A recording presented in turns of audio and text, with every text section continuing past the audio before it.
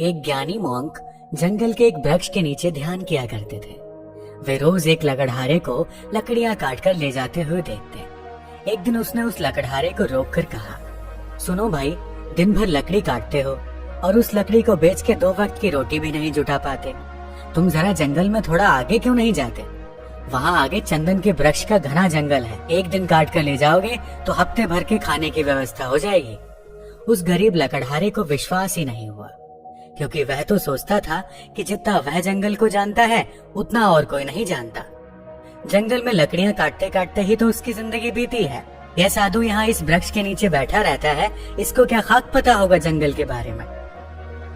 मानने का मन तो नहीं हुआ, लेकिन फिर सोचा कि नुकसान ही क्या है। कौन जाने, शायद वह सन्यासी ठीक कह रहा हो। फिर झूठ भी कहेगा क्यों?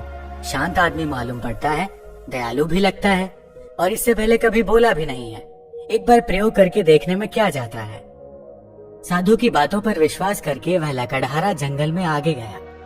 जब वह वहां से लौटा तो साधु के चरणों में सिर रख दिया और कहा, मुझे क्षमा करना, मेरे मन में बहुत संदेह आया था, क्योंकि मैं सोचता था कि मुझसे ज्यादा इस जंगल के बारे में और कौन जानता है।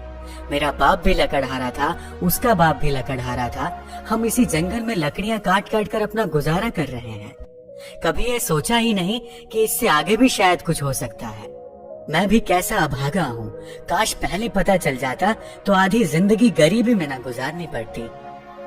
साधु ने कहा, कोई फिक्र मत करो, जब जागो तभी सवेरा है। अब जाओ और जाकर चंदन की लकड़ियां काटो।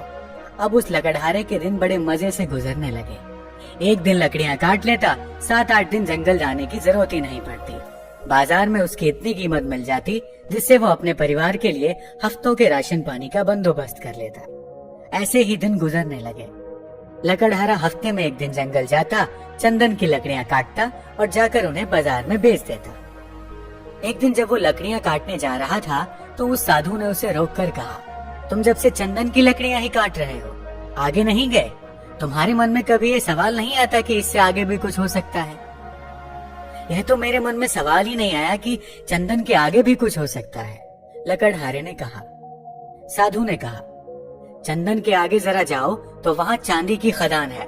लकड़ियां काटना छोड़ो, एक दिन ले जाओगे, 2-4 महीने के लिए हो जाएगा। अब तो वह साधु पर भरोसा करने लगा था। बिना कुछ सोचे समझे वह वहां से भागा। वहां जाकर उसने देखा तो वह हैरान रह गया। वहां तो सचमुच एक चांदी की खदान थी। वह खुशी से उछलने लगा।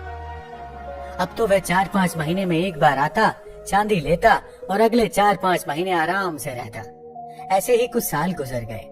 एक दिन जब लकड़हारा चांदी लेने जंगल जा रहा था तो वो साधु उसे फिर से उसी पेड़ के नीचे मिला। उस साधु ने लकड़हारे से कहा, थोड़ा और आगे जाओ, वहाँ सोने की खदान है। जब वह लकड़हारा चांदी की खदानों से कुछ मील आगे गया तो देखा कि वहाँ सचमुच सोने की खदान थी। इतना सोना जो उसकी पूरी जिंदगी बदल सकता था। सोने की खदान का पता चल जाने के बाद अब लकड़हारा एक बार सोना ले जाता और साल भर तक जंगल ही नहीं आता।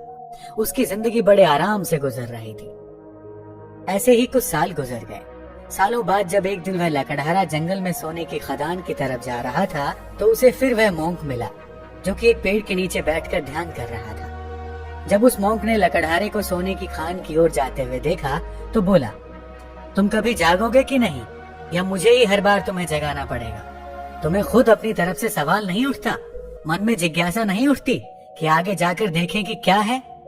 लकड़हारे ने कहा, मैं भी मंद बुद्धि, मुझे ये सवाल ही नहीं आया। मैं तो समझा कि सोने से बड़ा और क्या हो सकता है, बस यही आखिरी चीज रही होगी। फिर साधु ने कहा, अरे भोले इंसान, सोने की खानों से आगे जा, वहाँ तुझे हीरे की खदान मिलेगी। जब वो वहाँ जाकर देखता है तो उसे अपनी आंखों पर भरोसा ही नहीं होता। वह सचमुच हीरे की खदान के पास था। अब तो वो एक बार हीरे ले जाता और कई सालों बाद वापस जंगल में आता। समय के साथ वह लकड़हारा भी बूढ़ा हो गया था। एक दिन जब वह हीरे लेकर जंगल से वापस आ रहा था तो उसी पेड़ के नीचे उसे फिर से वही साधु मिला। साधु ने कहा, अरे नासमझ, अब भी तू हीरों में ही रुक गया। अब तो लकड़हारे को बड़ी घमंड आ गई थी, क्योंकि वो बड़ा धनी हो गया था और महल माड़ियां भी खड़ी कर ली थी। उसने बड़ी घमंड के साथ साधु से कहा, अब छोड़ो भी, अब तो मुझे परेशान मत करो। अब हीरे के आगे भला क्या हो सकता है? उस मॉन्क ने कहा, हीरे के आगे मैं हूँ। क्या तुझे कभी ये ख्याल नहीं आया कि यह आदमी मस्त यहाँ बैठा है जिसे पता है हीरो की खदान के बारे में, और वो हीरे नहीं भर रहा है। इसको हीरों से भी आगे, हीरों से भी बड़ा कुछ बहुमूल्य मिल गया है, तभी तो ये यहाँ निश्चिंत बैठा है। क्या तुझे ये कभी विचार नहीं आया? उस साधु की बात सुनते ही वह लकड़हारा रोने लगा और उस ध्यानी मॉन्क के पैर पकड़कर कहता है, मैं भी कैसा मूर्ख हूँ, कभी सोच ही नहीं पाया कि जिसने यह सोने चांदी हीरे जवाहरात छोड़ दिए उसके पास जरूर इन हीरे जवाहरातों से भी बड़ा धन होगा। मैं जानना चाहता हूँ कि तुम्हारे पास वह कौन सा धन है जिसके सामने इस दुनिया की सारी दौलत छोटी है। लकड़हारे की बात सुनकर साधु कहता है, वही तो मैं तुम्हें बताना चाहता हूँ, उस धन का नाम है ध्यान। लकड़हारे ने कहा, लेकिन मुझे तो ध्यान करना ही नहीं आता। साधु ने कहा, ध्यान करना बहुत सरल है, बाहर का धन तो बहुत इकट्ठा कर लिया, अब जरा भीतर की ओर मुड़ जाओ और आराम से बैठ जाओ, फिर देखो कि तुम्हारे अंदर क्या चल रहा है। अगर कोई अनुभव हो तो उसे पकड़ो मत, बस देखो। हो सकता है तुम्हें परमात्मा मिले, लेकिन तुम्हें उन्हें भी नहीं पकड़ना है। तब तक देखते रहो जब तक कि सभी अनुभव, सभी विचार शांत ना हो जाएं। मगर ध्यान रहे, जबरदस्ती किसी भी अनुभव को करने की कोशिश मत करना। इस विचार को खत्म करने का प्रयास कभी मत करना। जब कोई अनुभव ना रहे और कोई विचार ना रहे, तब तुम निर्भीक होकर समाधि में स्थित हो जाओगे।